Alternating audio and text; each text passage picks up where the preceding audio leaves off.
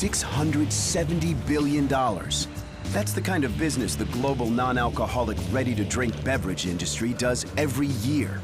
The largest player in that business is the Coca-Cola Company, with a massive worldwide presence. We operate in over 206 countries. That's more countries than the UN. The company's best-selling beverage is original trademark Coca-Cola. The planet consumes nearly 800 million servings a day. Coke says the product reaches 99% of mankind. Despite its worldwide presence, the company itself makes primarily one thing: the highly condensed beginnings of the drink known as beverage concentrate. But Coke won't say exactly where they make the concentrate, nor will they allow the modern-day filming of its manufacturing processes.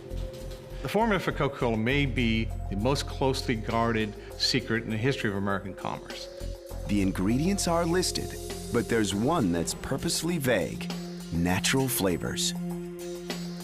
Those are things which have come from nature, from many different sources of plants, or vegetables, or things like that. That's actually the most closely guarded trade secret in the world, so we don't actually say what they are.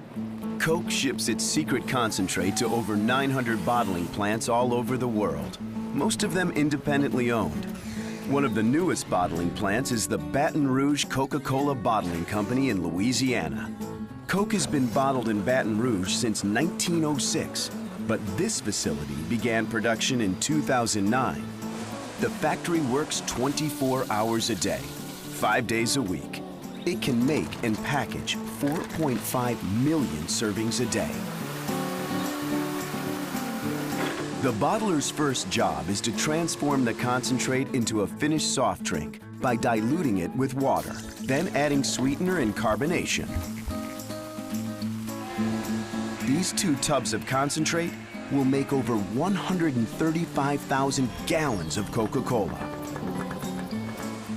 The people who handle the concentrate are as in the dark about the secret formula as anyone. I've been working 11 years now. I don't know what's in the formula. All my job is to load it up and send it to the line and let them run it. The Coke they make has to taste the same as Coke made by other bottlers around the world. It's a challenge because the bottlers provide Coca-Cola's main ingredient, water. The drink is about 90% water. Water can taste different depending on the source. This plant gets its water from on-site wells. In the plant, they sanitize the water and put it through a nanofiltration process. The objective of the treatment process is to make the water as neutral as possible, to make sure that there's no taste and odor carryover from our source. The Coca-Cola Company also counts on its bottlers to add Coke's second main ingredient, the sweetener. In most of the world, the sweetener is sugar. But in the United States, it's high fructose corn syrup. Coke says they use the sweetener because it's more readily available in the U.S. market. U.S. corn subsidies and tariffs on imported sugar have also made high fructose corn syrup cheaper than sugar.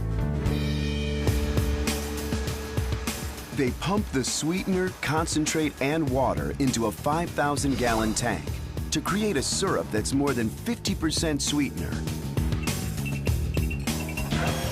Out on the bottling line, they dilute that syrup 5.5 more times with water. Then pump in CO2 through a closed system to carbonate the beverage. Now it's trademark Coca-Cola. But the plant has to prove it by testing the first bottles. In order to be a bottler for the Coca-Cola Company, you have to follow the company's rules and regulations. And if they don't, they can actually lose their license.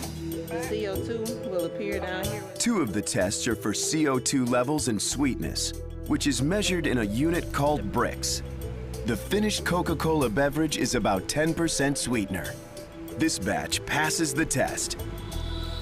Billy, come in. Line 2 can run.